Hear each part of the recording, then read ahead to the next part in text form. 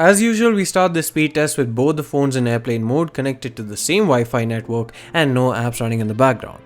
The OnePlus 60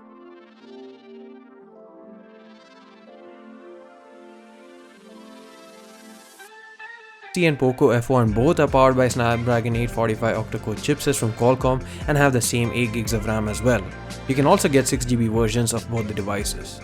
The OnePlus 60 is currently on Android 9 Pie with Oxygen OS on top, while the Poco F1 is on Android 8.1 Oreo with MIUI 9 for Poco.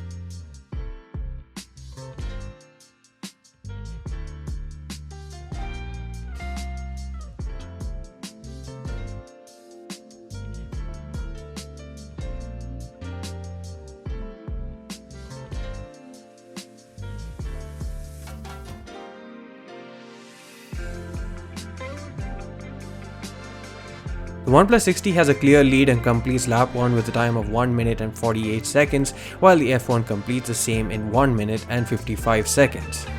The second lap is where we test the RAM management as well as the ability to redraw apps from memory, so we open apps in the reverse order. The 60 already has moved on to the second game by the time the F1 starts lap 2. Despite a hiccup where the F1 didn't launch Twitter and lost slightly more than 1 second in the second lap, the 60 is still the first one to finish lap 2 with a total time of 2 minutes and 11 seconds compared to F1 which did it in 2 minutes and 18 seconds. Perhaps an update to MIUI 10 and to Android 9 Pie would make the F1 faster, but OnePlus devices have always been at the top of our leaderboard when it comes to speed tests, and it seems like the 60 is no different. While these tests show the true power of the phones in day-to-day lives, the phones won't be tested as much and may not be that much different in terms of speed. You can find purchase links from both the smartphones from the link in the description below. Thanks for watching this video. See you again in the next one.